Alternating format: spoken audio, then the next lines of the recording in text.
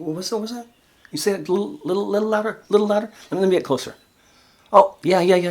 This is another episode in my prostate cancer journey, a 4-year journey that has been long and sordid, and it's about to get a little longer and a little more sordid. It's hearing difficulty. How is hearing difficulty related to prostate cancer? Well, it's related in a curious way. Last summer, I developed an infection in my wisdom tooth. I know I have no wisdom left in my life. It all went the way of my hair follicles, but I have my wisdom teeth. Well, I have one left at this point in time. And the wisdom tooth got infected, and it morphed into an osteomyelitis.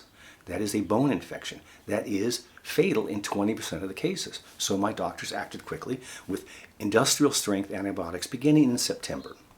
Now, how is this related to cancer? Well, my immune system had been ravaged both by having cancer, which continues to float around in my system, although it's pretty stable and not too big, but also 8 weeks of daily radiation.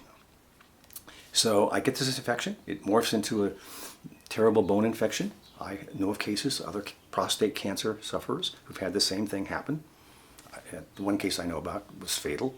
Not in my case so far, right? Fingers crossed.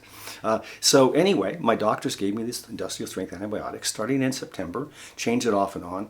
Beginning in November, December, I did 6 weeks of daily IV injections, which I documented on this prostate cancer diary, and then switched back to an oral antibiotic. Within a few days of taking that oral antibiotic, I developed a screaming tinnitus, that ringing sound in your head. I contacted my doc, I did a little research, and I learned a new word, ototoxic, poisonous to the ears. Sometimes antibiotics and other medications can actually harm your hearing and cause this tinnitus. Sometimes it is temporary. We switched out the medication and discovered mine's permanent. And it's gotten worse. I've had a series of tests by an audiologist and probing by an ENT doc. Yesterday, day before yesterday, got another test. Hearing's a little worse. Tinnitus is louder. It's more difficult for me to hear over that screaming in my head. Now, that's been apparent in my classes. I'm asking students to speak louder, and of course I've explained to them what's happening. So what do I get? I'm going to get hearing aids. I can't get them fitted until May 8th, but about a month, a little more than a month, I can do with that. I won't get them until after my classes cease and I'll be in exams, but my loss and my students' loss, but I will get the hearing aids. How do hearing aids help with this? Well, the first thing the hearing aids do, the hearing aids can amplify other sounds in the outside world and therefore mask the tinnitus. And many people, up to 60%, report getting some relief. Typically, at least allegedly, the hearing aids can actually help with the reduction in the production of tinnitus by the neurons in your ears and their connections to the brain. And the theory is this.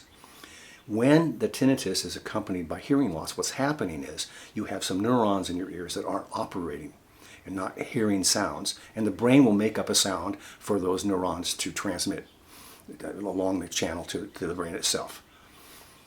But that's not my case. My hearing loss is age-related, maybe environmentally related. It's in the mid and upper levels of the hearing spectrum. But my hearing loss is medicinally created. So it's probably not as likely that this use of hearing aids will again trick my brain, help my brain reconfigure those neurons and have them behave appropriately. But at the very least, I think it will give me some relief from the tinnitus by masking it. One downside to masking that tinnitus, when I play guitar, I'll be able to hear my own mistakes. It's been, it's been a pretty good time for guitar playing because I can't hear what the hell I'm playing. Anyway, that's the latest. I'll keep you posted. I'm almost precisely 4 years into this cancer journey. It has been a perverse gift. Perverse in that it's life-threatening and has had other complications. A gift in that it's made me appreciate each and every